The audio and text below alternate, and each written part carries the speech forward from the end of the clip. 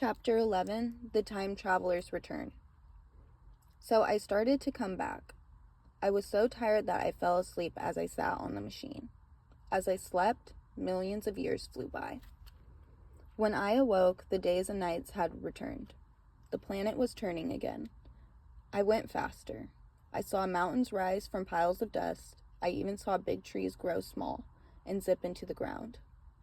I saw buildings disappear from the top downward. I was in the age of people again. I slowed down the machine. Once more, the walls of my workshop were around me. I was getting closer to my own time. Then I saw my housekeeper. Do you remember how she shot across the room the first time? Now she was moving backwards, but she walked so slowly that a snail could have passed her.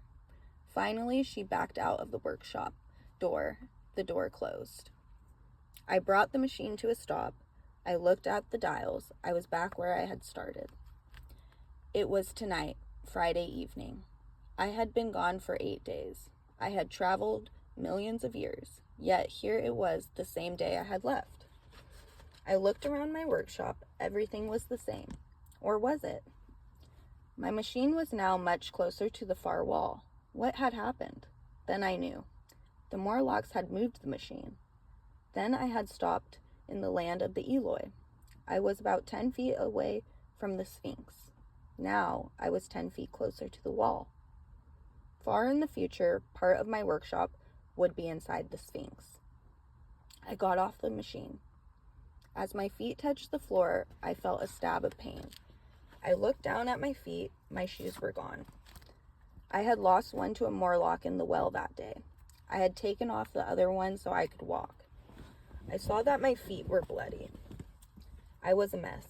My face and my hands were full of cuts. My clothes were torn. I was covered with dirt. I left my workshop and walked down the hall. I was passing the dining room door when I heard you all inside. I smelled the dinner. Suddenly, I was very hungry. I hadn't eaten for over 2 days, and before that, I had only had fruit to eat. The smell of the roast beef got to me. I had to eat. I know I must have looked awful when I came into the dining room, but you know the rest of the story. I washed, I changed clothes, and I ate. And now I have told you my story. The time traveler looked at us. After a time, he said, I know that you won't believe all of this. He looked at the doctor. Take it as a lie then, or as a sign of things to come. Say I dreamed it all in my workshop. Say it's a story that I made up. But as a story, what do you think of it? He picked up his pipe, he tapped it, and then filled it again. For a long while, no one said anything. I think we were all nervous. What can you say to someone who tells a tale like that? I looked at the others. I saw the way the doctor looked at the time traveler. It was plain that he thought the man was crazy. The editor cleared his throat. He took out his watch and checked the time. He stood up and said, What a shame you don't write stories for a living. He put his hand on the time traveler's shoulder. You don't believe me? The time traveler asked. Well, I thought not, said the time traveler. He turned to us. Where are the matches? He asked. He lit one and spoke as he puffed on his pipe. To tell you the truth, I hardly believe it myself. And yet, he looked at the white flowers on the table. Then he looked back at us. It was as if he were saying, What about those flowers? Did I dream them too? The doctor came over to the table. He picked one of the flowers. He looked at it closely. I've never seen a flower like it, the doctor said.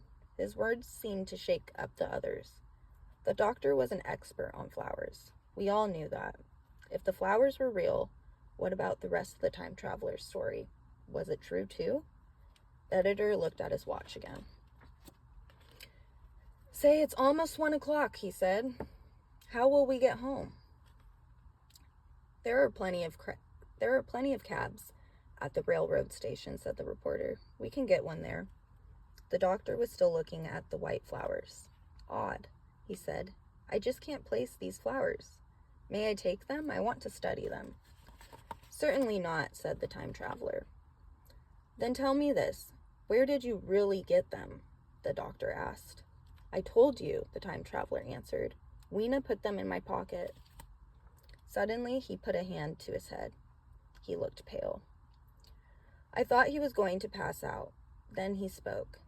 "I think it's all going," he said. "I'm back home now, and it all seems like a dream to me. Was it real? Did I really travel through time? You all are so real, it makes me wonder. Did I ever build a time machine? Or was it all a dream? I must know." Saying this, he picked up the table lamp. He walked down the hall to his workshop. We all got up and followed him. In the lamplight, we saw his time machine. Yes, it was bent in places, but it was still wonderful to see. Seeing the machine seemed to make the time traveler feel better. He smiled weakly and said to us, "It's all right now. The story I told you was true. Forgive me. I'm sorry I brought you out here. It's cold here in the workshop." He led us back to the heated part of the house. We all began to put on our coats. It was time to leave. One by one, he said goodnight to our host.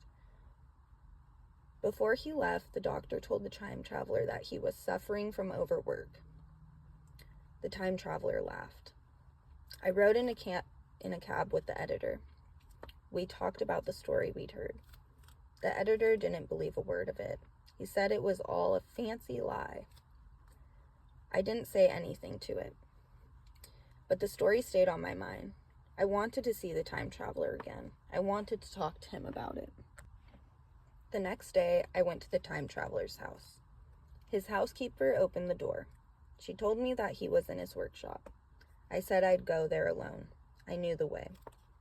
But the time traveler wasn't there. The time machine was there in the middle of the room.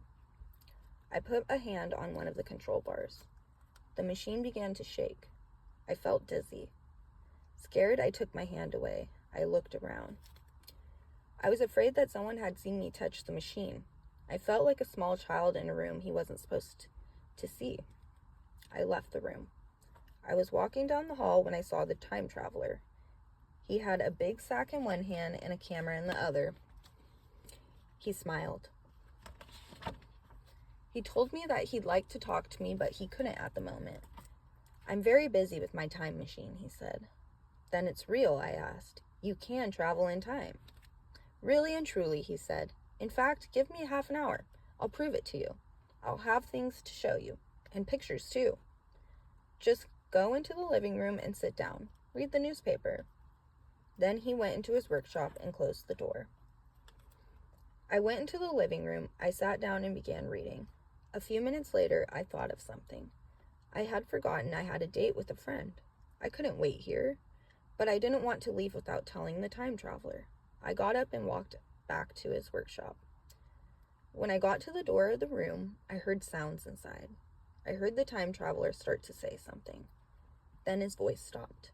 It was as if his voice had been cut off. As I opened the workshop door, I heard the sound of breaking glass. I rushed inside. In the center of the room, I saw what looked like a ghost of the time machine. You could see right through it. I also saw the ghost of someone on it.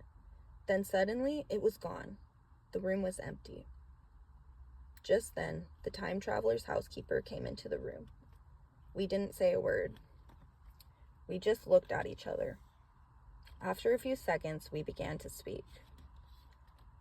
"Has he gone out your way?" I asked. "No, sir," she said. "No one has come out this way. I thought I would find him in here." We stood around and waited. I was hoping that the time traveler would come back soon. He would have proof. He would have pictures. But he didn't come back. Now I'm afraid I must wait a lifetime. The time traveler disappeared 3 years ago. And as everybody knows, he has never returned. But I can't help wondering, will he ever come back? Which way in time did he go this time? Is he back in the days of the cave dwellers? Or did he go back millions of years to the age of the dinosaurs? Or maybe he went into the future again. Maybe this time he went to a better age. To an age where people work and live together happily, where there is no killing or sickness, and there are no bad creatures like the Morlocks. I hate to think that the future must be the way it was in the story I heard. Maybe the time traveler can change the future. I hope so. I have hope for the future of humankind. But I will never know the future.